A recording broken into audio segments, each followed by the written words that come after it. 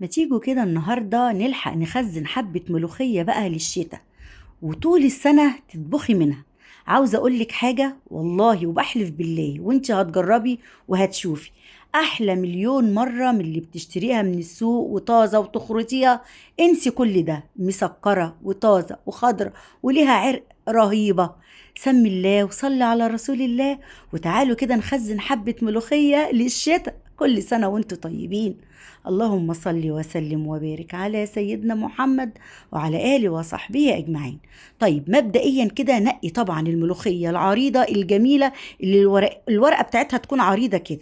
أنا هنا بقول لكم ستة إيه، هقول لكم دلوقتي. قطفيها كده بلا عنقود، ما تقطفيش الورقة بس. طيب أنا هنا بقول لك حاجة، لو انت مثلا عندك عزومة وعاوزة تجهزي ملوخية كده وتقطفيها وتشيلها في التلاجة من غير فريزر، تقعد قد ايه؟ مثلا في حدود من 5 6 ايام كمان. هتقطفيها زي ما انا عامله كده وتحطيها في الحله وتغطيها، حله ستانلس حله الومنيوم بس ما تغسلهاش. حطيها في التلاجة تقعد معاكي بال5 و6 ايام. دي معلومه كده علشان لو انت عاوزه تشيلي ملوخيه كده لمده اسبوع يعني. طب هنخزنها ازاي بقى؟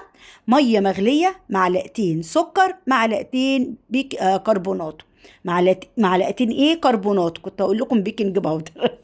تمام، كربوناتو. خلاص طيب، ومعانا ميه ساقعه، ازازه ميه ساقعه كده وازازتين، وكمان هنحط فيها حبه تلج، قوالب تلج كده. انا عاوزه الميه تكون ساقعه قوي.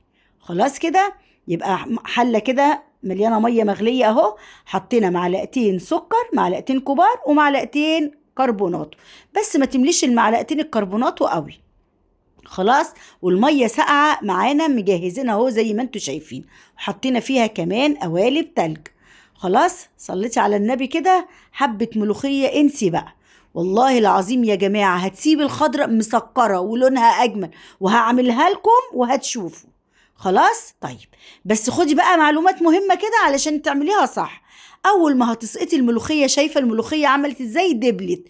على طول بقى شيليها، قلبيها تقلبتين وشيليها، وتقومي شايلاها من الميه السخنه حطها في الايه، في الميه الساقعه.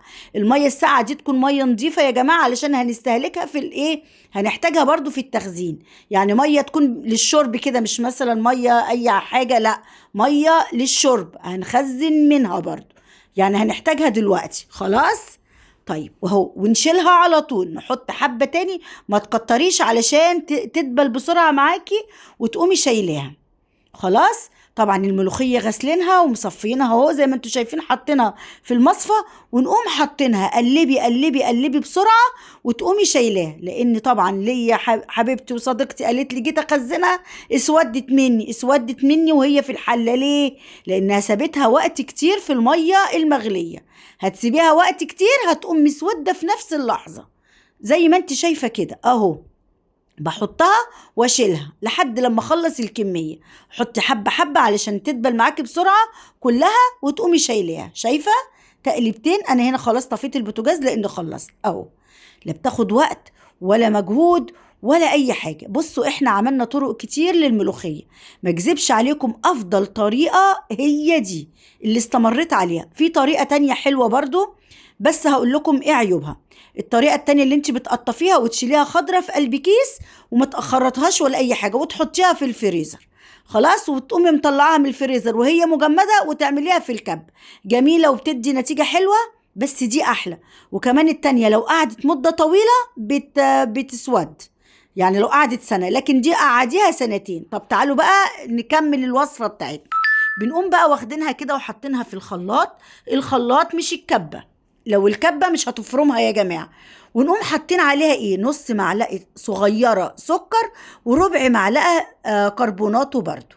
تمام كده، يبقى نص معلقه صغيره سكر وربع معلقه كربونات. وبنحط حبه من الميه اللي احنا حاطينها فيها. الميه اللي في الطبق دي زي ما، عشان كده قلت لكم ميه تكون كويسه بتاعه الشرب، مش اي ميه، لان احنا ايه بنطلعها فيها وبناخد منها حبه بنضرب بيها الملوخيه زي ما انتوا شايفين كده. انا عاوزه القوام بتاعها يبقى كده. خلاص عرفنا افضل طريقة هتحفظيها، خلاص احفظيها عندك مدى الحياة. ربنا يديك طولة العمر وتعيشي وتعملي لحبايبك وولادك يا رب، وكل سنة وانتوا طيبين ومخزنين، تعيشي وتعملوا يا رب العالمين. شايفين جمالها؟ احفظي الطريقة دي، اعمليها زي ما قلتلك كده طول الشتاء يا اخواتي. تطلعي كده طبق تعمليه بقى. بصي سهلة معاك. اقول لكم حاجة، انا بطبخ منها حاليا والله يا جماعة ما اكذبش عليكم من جمالها. حطيها بقى في اكياس على قد الطبخه، ما تجيش تحطي كيس كبير وتيجي لا، لان هتطبخيها ازاي؟ تعالى اقولك. بتغلي الشوربه تكون مغليه، وتطلعيها من الفريزر مجمده، وتقومي حطاها في الشوربه وهي مغليه، وتهدي النار تماما لحد لما تفك خالص، وتعاملي بقى معاها. اول ما تقوم مديه غلوه واحده بس تحط لها الطشه، وخلاص على كده. الله بجد على جمال حبة الملوخية دول. بقول لكم بقوا ينفعوني، لان انا طبعا زي ما قلت لكم عزلت وما بقتش اروح السوق زي الاول، فعاوزة حاجات تكون كده موجودة عندي على طول. ده انا كمان هجيب حبة تاني للشتاء ان شاء الله ينفعوني. جربيها وما تنسينيش كده بدعوة حلوة طبعا. ولو اول مرة بتشوفيني اعملي متابعة علشان يوصل لك كل فيديوهاتي. ما تنسيش اللايك، وانتظروني في فيديو جديد. واستودعكم الله الذي لا تضيع ودائعه. والسلام عليكم ورحمة الله وبركاته.